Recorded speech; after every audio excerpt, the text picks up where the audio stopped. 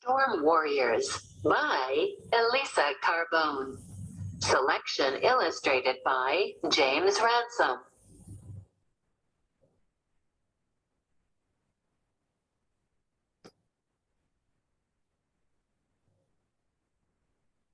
It's 1896 on Pea Island, part of North Carolina's Outer Banks. Nathan dreams of becoming a fearless surfman with Pea Island's elite African-American life-saving crew. However, his father, a fisherman, doesn't want Nathan to risk his life rescuing people from shipwrecks. Nevertheless, Nathan studies medical books and learns critical life-saving skills. Then a hurricane hits the Outer Banks. The E.S. Newman runs aground in the storm. This is Nathan's chance to help the surfmen. As the storm rages, he begins to realize that knowledge is as important as bravery. I stumbled forward and caught my balance on the side of the beach cart. I faced the sea and the wind. There was the sunken ship, hardly 30 yards from us. She was a mass of dark hull and white torn sails against the foaming sea, rocking on her side, her cabin and much of her starboard already demolished by the heavy surf. As I stood with my mouth open, panting, the wind blew my cheeks floppy and dried my tongue. A cheer went up from the sailors aboard the ship. They'd spotted us and had high hopes that they would soon be rescued. I expected to hear the command, "Action," to begin the Breeches Buoy rescue, but heard nothing.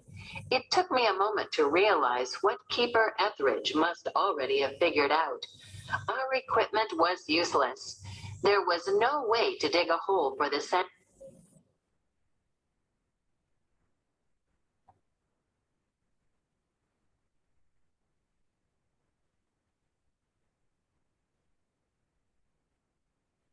That's when I heard Mr. Meakin's voice above the din of wind and surf.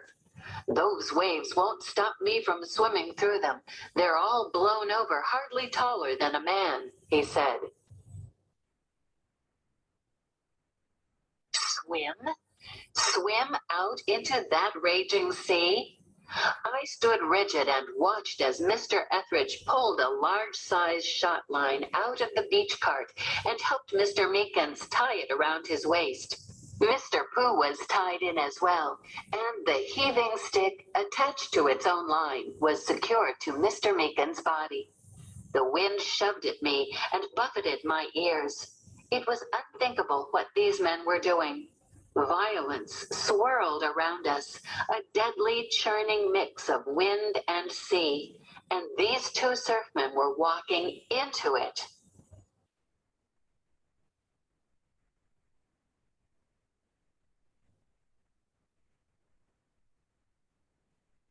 "Man the ropes," shouted Mr. Etheridge. "One of them goes down, we'll haul them both back in." Mr. Meekins and Mr. Pooh were dark forms against the white foam, plodding into the surf. Powerful waves smacked them in the chest. They ducked their heads down and pushed forward.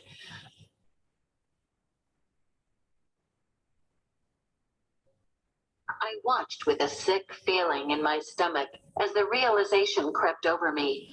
I would never be able to do what these men were doing.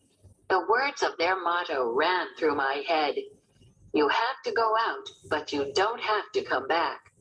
In that moment, I knew, with not a shred of doubt, that I did not have the courage to risk my life that way.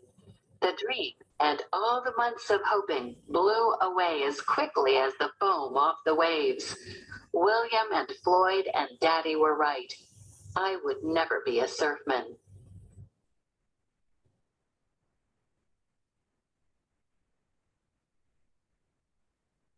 There was no time for me to wallow in my loss.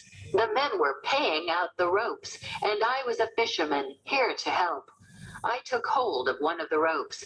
I turned my face sideways to the wind, but still it made my eyes blurry with tears. Blindly, I let the rope out, hand over hand, then squinted out toward the ship. A ladder had been lowered, and the sailors leaned over the side, waiting. Mr. Meekins and Mr. Pooh were almost there. I heard another cheer from the men on the ship. When I peered out, Mr. Meekins was swinging the heaving stick and line. He let it fly, and it landed on deck. The sailors would tie the line to the ship so that the rope could help steady the surfmen as they made their way from ship to shore and back again. Soon we were hauling rope back in. The surfmen would be carrying one of the sailors between them now. I squinted into the spray. Where was the rescued sailor? Mr. Meekins and Mr. Pooh were on their way back, but without a third man between them. Mr. Meekins was carrying something a little larger than a Lyle gun.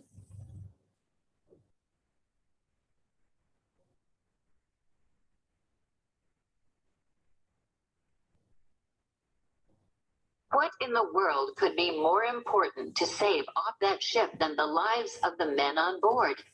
I shook my head and hauled rope. The surfmen were half walking, half swimming, pushing forward, the waves smacking against their backs and seeming to want to spit them out of the sea. As the surfmen drew closer, I heard what sounded like the squalling of an alley cat.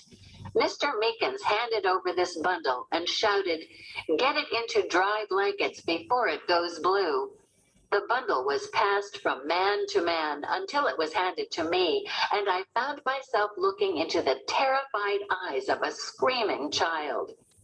Daddy put his arms around my shoulders. "The driving cart," he shouted over the din of the waves and wind. In the driving cart, which was nothing more than an open wagon, dry blankets were packed under oilskins. We crouched next to the cart, and it gave us some protection from the storm. The child clung to my neck. He was drenched and shivering miserably. I tried to loosen his grip so I could get his wet clothes off, but he just clung tighter. He was crying more softly now. "Mama," he whimpered.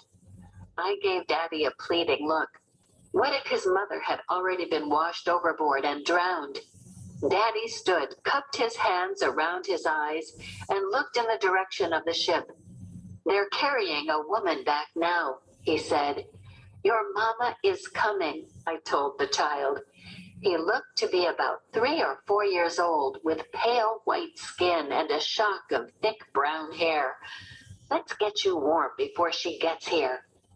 We had the boy wrapped in a dry blanket by the time his mother came running to him, cried Thomas, and clutched him to her own wet clothing with such passion that she probably got him half drenched again. The lady, who told us her name was Mrs. Gardner, said she'd be warm enough in her wet dress under blankets and oilskins. No sooner had we settled her with Thomas than we heard the cry, "Oh, this man is injured."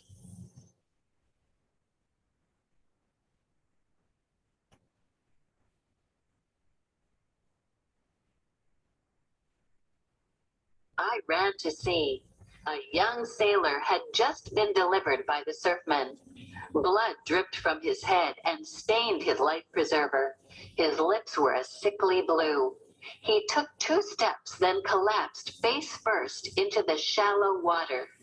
Mr. Bowser dragged him up by his armpits and pulled him toward the driving cart. "George, take over my place with the ropes," he shouted to Daddy. "Nathan, come help me." The sailor looked hardly older than me, with dirty blonde hair that had a bloody gash the size of a pole bean running through it. "Treat the bleeding first, then the hypothermia," I said as I recalled the words from the medical books, and they comforted me with their matter-of-factness. Mr. Bowser grunted as we lifted the sailor into the driving cart. "You did study well, Nathan," he said.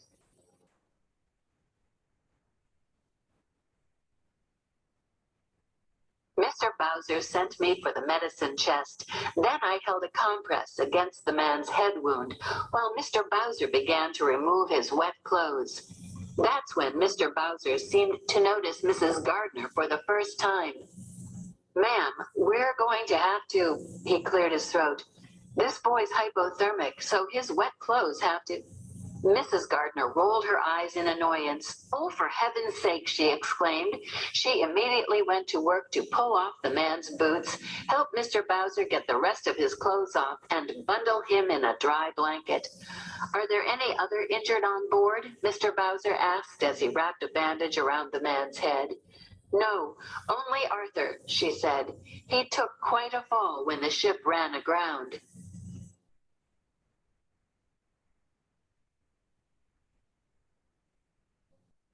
Arthur groaned and his eyes fluttered open.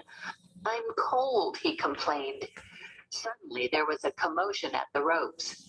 Heave, Mr. Etheridge shouted. Haul them all in. They've lost their footing, I cried. Mr. Bowser grasped me by the arms. Take over here. I'm sure you know what to do. Then he ran to help with the ropes. My hands felt clammy and shaky, but once again the words from the books came back to steady me. Rub the legs and arms with linseed oil until warmth returns.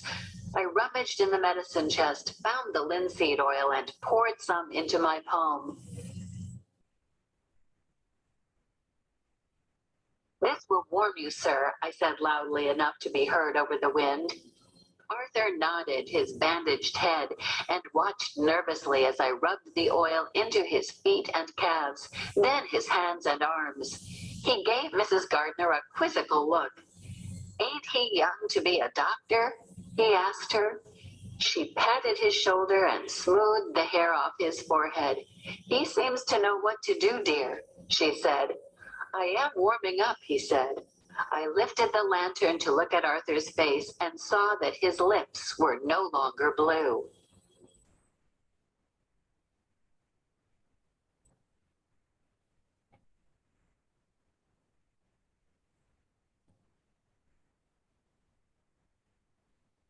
Just then, a tall white man appeared, dressed in a captain's coat, his long hair flying in the wind. He reached up into the driving cart and pulled Mrs. Gardner to him, pressing his cheek against hers. He must have asked about Thomas, because she pointed to him, bundled and sleeping in the cart. They've saved the whole crew, he cried. He looked around at me and Arthur, and at the other rescued sailors and the surfmen who were now gathering around the driving cart in preparation for the long trip back through the storm to the station. My good men, he said, his voice shaking, we owe you our lives.